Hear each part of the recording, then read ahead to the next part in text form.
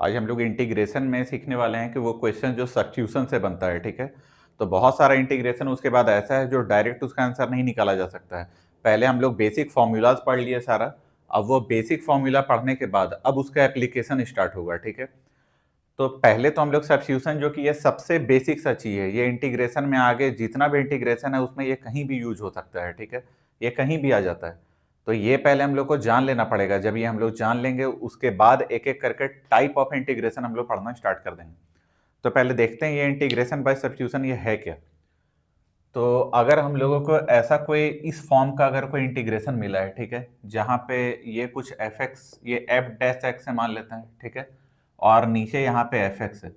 इसका मतलब ये है कि ये जो फंक्शन है इसको जब हम लोग इसको जब डिफरेंशिएट करेंगे तो ऊपर वाला आ जाएगा, ठीक है। मतलब नीचे वाले का डिफरेंशिएशन ऊपर दिया हुआ है। तब भी हम लोग सब्स्टिट्यूशन का यूज करते हैं। तो सब्स्टिट्यूशन में करते क्या है, जो नीचे वाला है ना उसको हम लोग कोई नया वेरिएबल मान लेते हैं, टी जेड कुछ भी मान सकते हैं, एक नया वेरिएबल, ठीक है।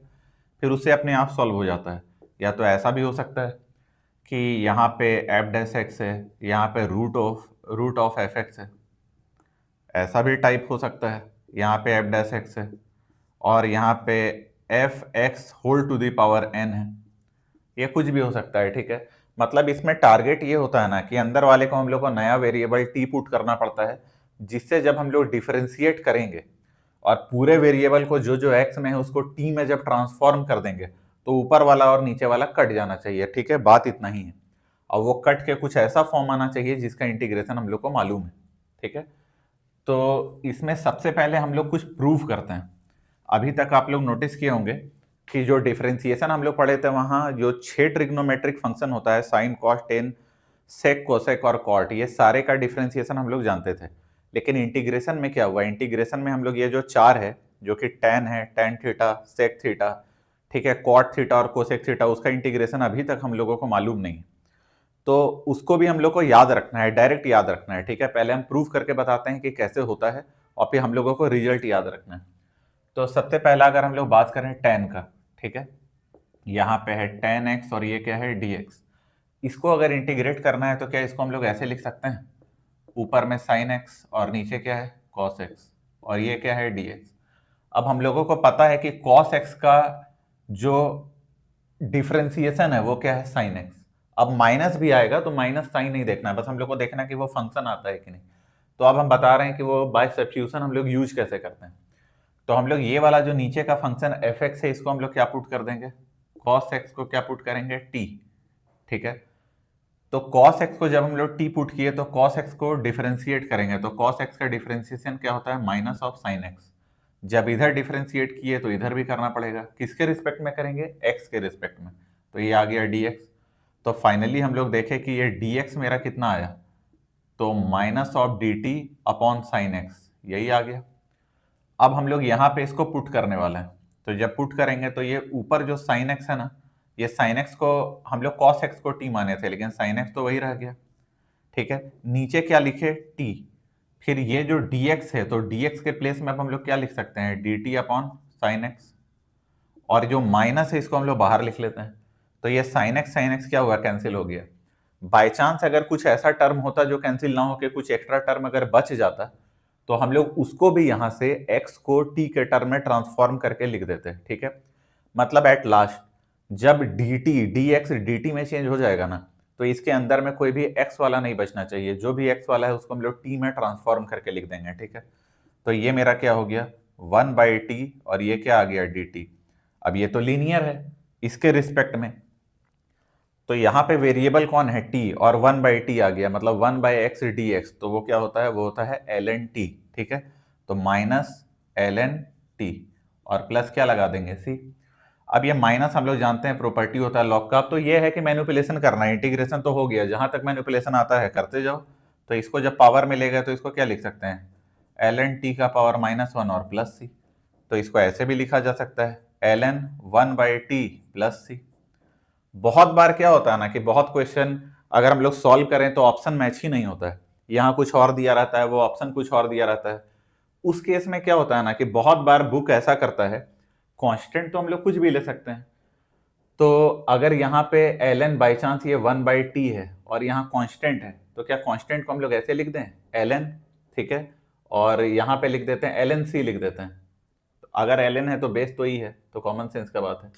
तो सिंपल सा बात है, ln c भी तो कांस्टेंट होगा, c कांस्टेंट तो ln c कांस्टेंट, तो इससे log a plus log b का फॉर्मूला भी लग सकता है। तो क्या हो जाएगा log a इंटू बी मतलब c बाई टी, ऐसा भी लिखा आ सकता है। ठीक है, हम लोग को पता होना चाहिए। इंटीग्रेशन यही खत्म हो गया, अब सिर्फ मैनिपुलेशन बचा कि जैसा क्वेश्चन वैसा काम करेंगे। ठीक, तो ये tan x तो हम लोग सीख गए, अब वैसा ही हम लोग cot x देखते हैं। ठीक है,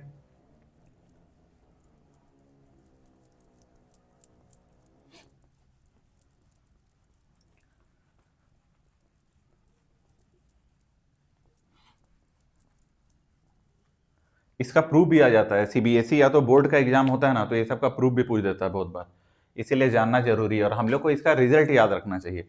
अच्छा, ये तो फाइनली हम पूरा रब कर दिए, लेकिन टी का लास्ट में हम लोग को वैल्यू भी पुट करना था। ठीक है, तो ये आया क्या था, तो सबसे पहले हम लोग कहाँ तक पहुंचे थे, हम लोग पहुंचे थे tan x dx। ठीक है, ये आया था मेरा log, इसको हम लोग लिखे थे sin x अपॉन क्या cos x, ये था dx, और cos x को हम लोग क्या पुट कर दिए थे t, यहाँ तक किए थे और बाकी सॉल्व किए थे। और ये करने के बाद जो मेरा आंसर आया था वो क्या आया था, 1/t प्लस सी, यही आया था। ठीक है, तो अब हम लोग वापस से जो t वैल्यू पुट किए थे ना t, उसको x के टर्म में रिप्लेस करेंगे। तो अगर x के टर्म में रिप्लेस करेंगे तो क्या हो जाएगा log ऑफ 1/t मतलब 1/cos x। ठीक है, 1/cos x, और ये क्या है c, और हम लोग जानते हैं कि 1/cos x क्या होता है sec x प्लस सी। तो ये चीज हम लोग को याद रहना चाहिए। ठीक है, कि इंटीग्रेशन ऑफ tan x क्या होता है log of sec x plus C, ये पक्का हमेशा याद रहना चाहिए। अब नेक्स्ट देखते हैं,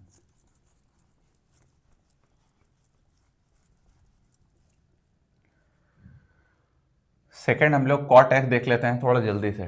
ठीक है, तो अगर हम लोग को cot x dx करना है तो सिंपल सा बात वही करेंगे, cos x अपॉन क्या कर देंगे sin x, और ये क्या है dx।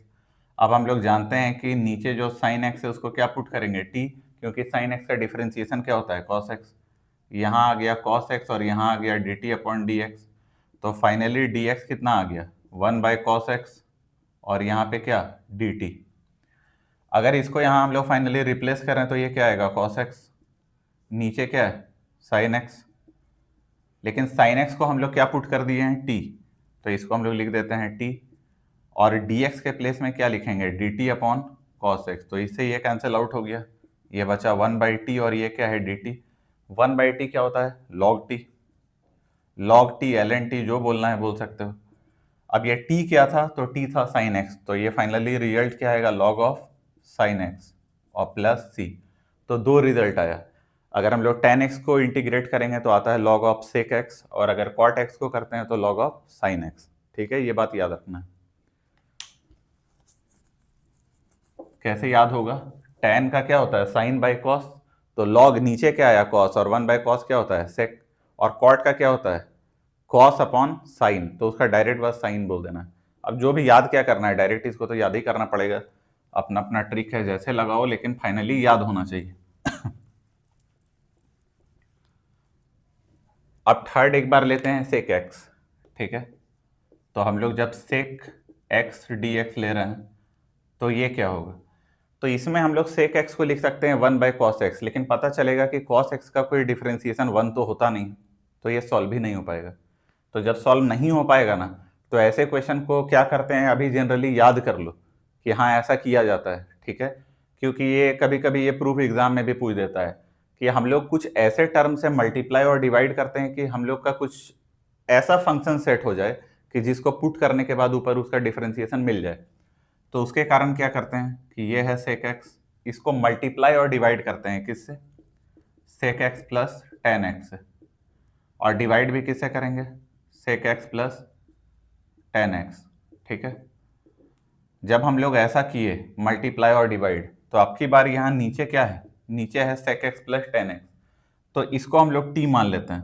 ठीक है, sec x plus tan x को क्या मानेंगे t, तो sec x का क्या होता है डिफरेंशिएशन sec x और tan x।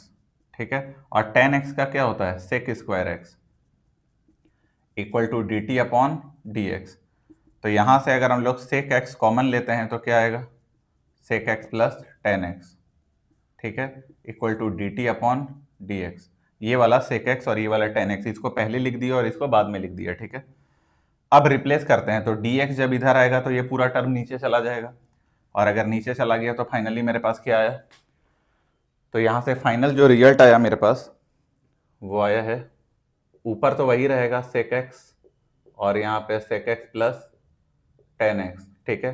नीचे वाले को टी पुट किए इंटू डी टी, और नीचे क्या आ गया, सेक एक्स और यहाँ पे sec X plus tan x.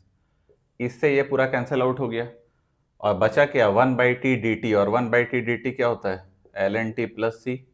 तो इसका मतलब है एल एन, टी के प्लेस में क्या रखे थे, sec X plus tan X, sec X plus tan X, और प्लस क्या है सी। तो हम लोग को ये रिजल्ट भी याद रखना है कि सेक एक्स का integration directly L N sec X plus tan X होता है, जो हम लोग माने थे ना वही हो जाता है यहाँ पे। तो सेक एक्स का भी देख लिए। अब ये प्रूव वाले में लास्ट हम लोग कोसेक एक्स देखते हैं।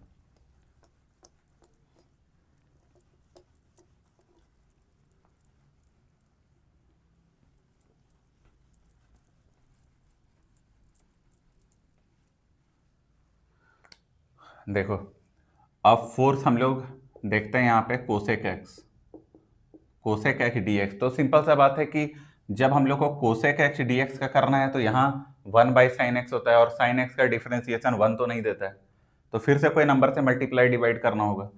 तो ये बात भी हम लोग को इस बार याद रखना है, ठीक है। बार बार ऐसा नहीं होता है कि कुछ याद करना है, ये दो क्वेश्चन में तुमको याद करना ही पड़ेगा कि किससे मल्टीप्लाई डिवाइड करते थे, और हो सकता है आगे जाके भी कुछ ऐसा क्वेश्चन मिले।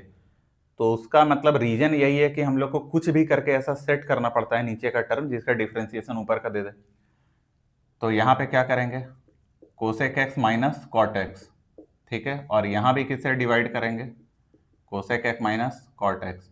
इसको दो तीन बार डिराइव करोगे ना तो अपने आप याद हो जाएगा कि किससे क्या डिवाइड मल्टीप्लाई करते थे। तो सिंपल सा बात है, अब की बार नीचे वाले को क्या कर देंगे, पुट। तुम बोलोगे पता कैसे चलेगा किसको पुट करना है, पता नहीं चलेगा, पता कभी नहीं चलेगा, ठीक है।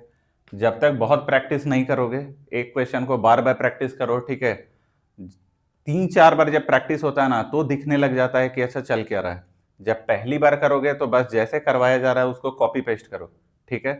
बार बार प्रैक्टिस करने के बाद इंटीग्रेशन आसान लगने लग जाता है, और हम लोग आगे का स्टेप को पहले ही प्रिडिक्ट कर पाते हैं कि क्या होगा। तो यहाँ पे cosec x minus cot X को क्या पुट कर देंगे, टी। कोसेक एक्स का क्या होता है, माइनस कोसेक एक्स और कॉट एक्स, और कॉट एक्स का क्या होता है, minus minus plus cosec square x, ठीक है, इक्वल टू क्या होगा, D T upon D x. यहाँ से कोसेक एक्स हम लोग कॉमन ले लेते हैं, तो यहाँ क्या बचेगा, कोसेक एक्स, और यहाँ क्या बचेगा, माइनस कॉट एक्स, ठीक है, equal to D T upon D x.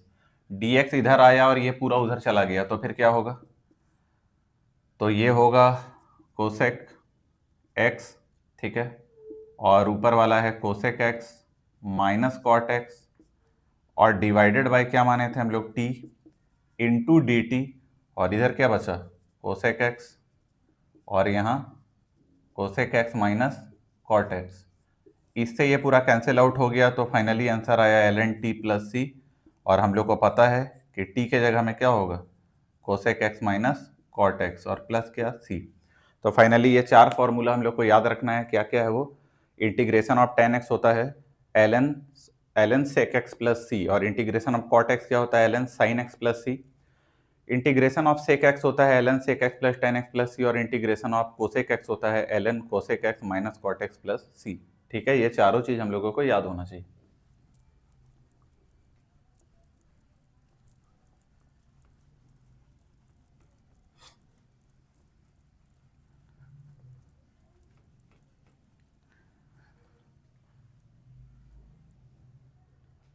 तो ये था सारा बेसिक प्रूफ्स, ठीक है, जितना भी प्रूफ था ये सब प्रूफ था। अब हम लोग इससे रिलेटेड क्वेश्चन करते हैं, ठीक है, दो चार क्वेश्चन इससे रिलेटेड कर लेते हैं।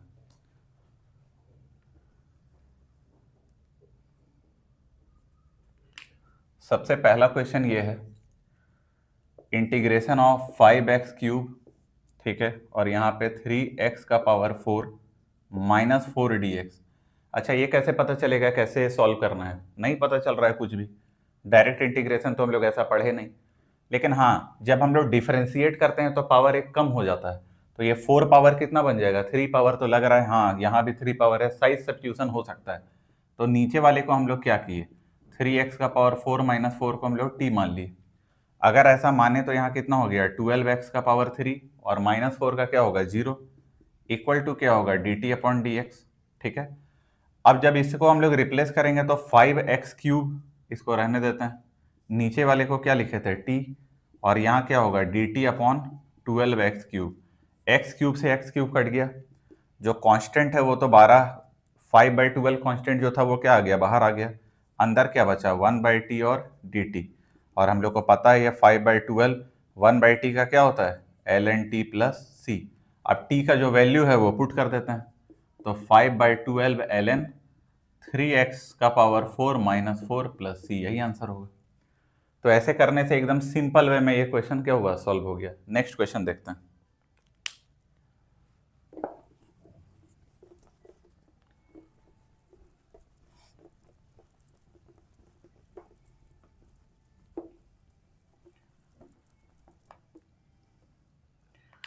नेक्स्ट क्वेश्चन बहुत अच्छा क्वेश्चन है, ठीक ना।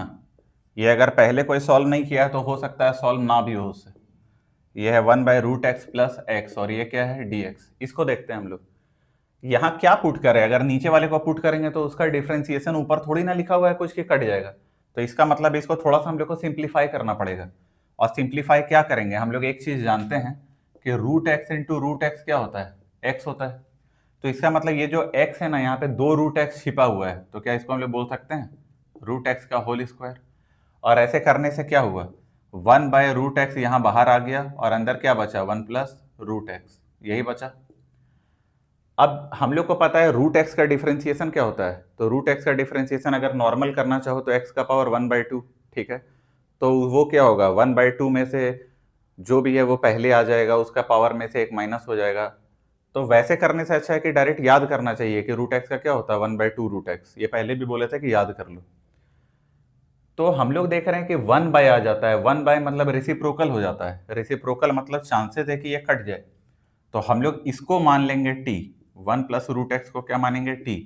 अब ये किसको मानते हैं ये तभी पता चलेगा ना, जब बताया हुआ क्वेश्चन को बार बार करो, तब तुमको धीरे धीरे आइडिया मिलने लगेगा कि किसको हम लोग ऐसे मानते हैं, ठीक है। 1 का तो 0 हुआ, √x का क्या होता है, 1/2 √x, और यहाँ क्या हो गया, dt अपॉन dx। ये तो क्लियर है।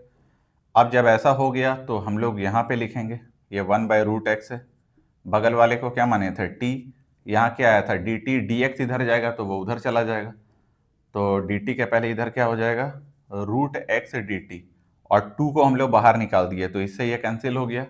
और फाइनली क्या बचा, 1/t और dt, जो कि क्या होगा, 2ln t प्लस c। अब 2ln t के प्लेस में हम लोग क्या माने थे बताओ, 1 प्लस √x, 1 प्लस √x, और प्लस क्या है, c। तो हम लोगों को पता चला कि थोड़ा अजीब दिखने वाला ट्रिकी क्वेश्चन भी क्या हुआ, डायरेक्ट सॉल्व हो गया। एक और क्वेश्चन देख लेते हैं।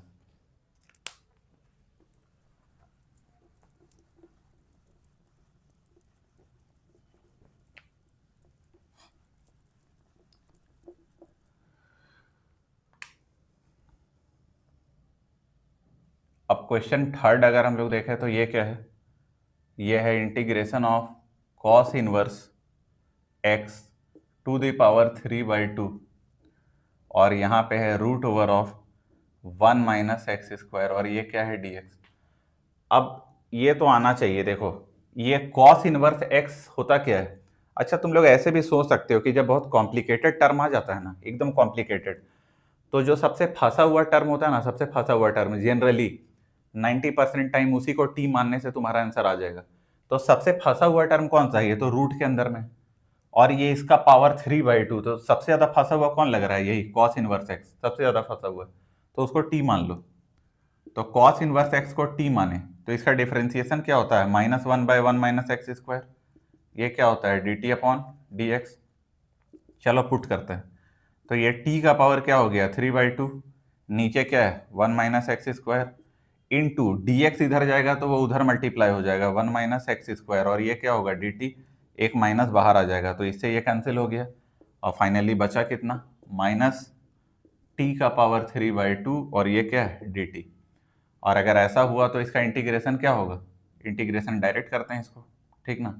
ये होगा टी का पावर 3/2 प्लस 1 और नीचे भी 3/2 प्लस 1 और प्लस सी, तो कितना हो गया -2 ऊपर चला गया, ये 5 नीचे आ गया और टी टू द पावर कितना हो गया 5/2 प्लस सी। और लास्ट में हम लोग क्या करेंगे, टी का वैल्यू पुट करेंगे, तो कितना था कॉस इनवर्स एक्स, तो यहाँ पे कॉस इनवर्स एक्स का पावर 5/2 प्लस सी। तो आराम से ये सब क्वेश्चन अब सॉल्व होते चला जा रहा है। बस बात यही है कि हम लोगों को पता होना चाहिए कि कब क्या पुट कर रहे हैं, ठीक है। तो इतना जब पता चला तो एक लास्ट क्वेश्चन और भी देख लेते हैं, आज का लास्ट क्वेश्चन, ठीक है।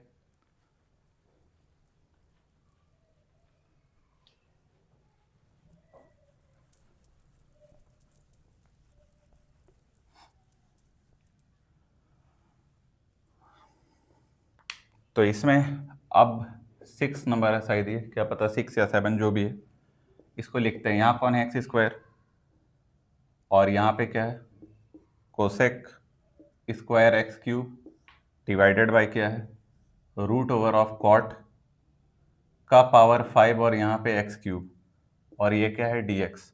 इसको सॉल्व करना है। तो हम तो बोलेंगे ये तुम लोग खुद से ट्राई करो, ठीक है। यहाँ सबसे ज़्यादा फंसा हुआ टर्म कौन है, यही वाला रूट के अंदर लिखा हुआ है। तो cot to the power 5 x cube को हम लोग क्या मान लेंगे t। अब इसको डिफरेंशिएट करेंगे तो सबसे बाहर पावर क्या है 5, तो सबसे बाहर 5 है बाहर में, तो इसको के लिए क्या लिखेंगे 5 कॉट 5 में से 1 गया कितना 4 और एक्स क्यूब। अब अंदर आएंगे तो एक्स क्यूब का क्या हो जाएगा 3x स्क्वायर इक्वल टू क्या होगा dt अपॉन dx। अब इसको जब यहाँ पुट करेंगे तो ये आएगा x square cosec square x cube, ठीक है। और यहाँ रूट के अंदर में क्या आ जाएगा t इंटू आएगा dt और नीचे क्या आ जाएगा 5 3 जा 15 एक्स स्क्वायर और कॉट का पावर 4 और यहाँ पे एक्स क्यूब, यही आएगा। ये एक्स स्क्वायर से एक्स स्क्वायर कैंसिल हो गया, ठीक है। अब यहाँ पे कोसेक एक्स क्यूब है और यहाँ पे cot to the power 4 x cube है, ऐसा आ रहा है, ठीक है। अच्छा एक मिनट, हम लोग ये पूरा कंप्लीट सही नहीं किए, ठीक है। यहाँ तो चेन रूल लगने वाला था, यहाँ चेन रूल लग रहा था, इसका मतलब क्या है, ये तो पहले 5 आया और ये क्या हो गया कॉट 5 - 1 4x क्यूब, ठीक है। अब कॉट का क्या होता है, तो कॉट का डिफरेंशिएशन होता है minus of cosec square x cube और एक्स क्यूब का क्या होता है 3x स्क्वायर जो कि क्या होता है dt अपॉन dx। एक बार और लिख लेते हैं, -4 और 3 कितना हो गया -15, ठीक है। यहाँ आया कॉट 4x क्यूब, यहाँ क्या आ गया कोसेक स्क्वायर एक्स क्यूब और यहाँ आ गया एक्स स्क्वायर इक्वल टू कितना dt अपॉन dx। अब फाइनली अगर यहाँ पे हम लोग पुट करना चाहें तो क्या करेंगे, ये आएगा x square cosec square x cube, नीचे क्या आ जाएगा √t into D T upon ये सारा नीचे चला जाएगा तो -1/15 को बाहर निकाल देते हैं और यहाँ क्या लिखेंगे cot to the power 4x cube into cosec square x cube into x square. तो इससे ये कैंसिल हो गया, ये एक्स स्क्वायर से एक्स स्क्वायर कैंसिल हो गया। अब यहाँ जो कॉट टू द पावर 4 है, ठीक है एक्स क्यूब, ये cot to the power 4 x cube को हम लोग को क्या करना है ऊपर ले जाना है, ठीक है। अगर ये ऊपर ले गए तो ये क्या आया वही देखते हैं।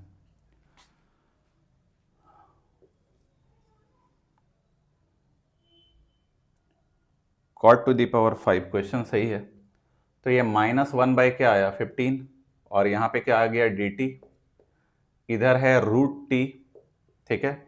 और यहाँ पे है कॉट टू द पावर 4, तो कॉट टू द पावर 4 कैसे आएगा, यहाँ कॉट टू द पावर 5 क्या है t है, तो हम लोग देखेंगे कि कॉट एक्स क्यूब क्या आएगा t टू द पावर 1/5, ठीक है। तो cot to the power 4x cube कितना आएगा t टू द पावर 4/5, यही आएगा। अगर t टू द पावर 4/5 ऐसा आएगा, इसका मतलब ये है कि यहाँ पे हम लोग को लिखना होगा t टू द पावर 4/5, ठीक है। और तो कुछ नहीं बचा, जो था सब इसमें आ गया। तो -1/15 ये है dt और नीचे क्या हो जाएगा t का पावर 1/2 इंटू टी का पावर 4/5, यही होगा।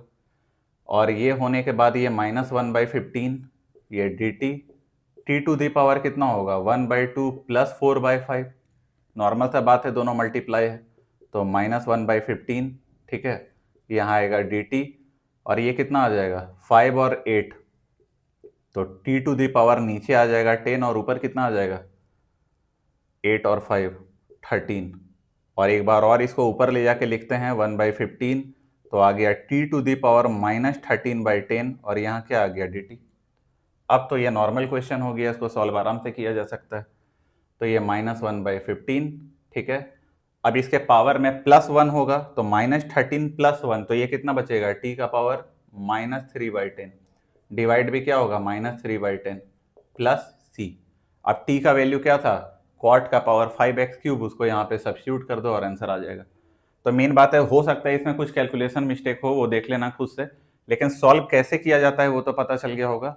अब नेक्स्ट वीडियो में इसका जो टाइप है वो स्टार्ट करेंगे। Thank you.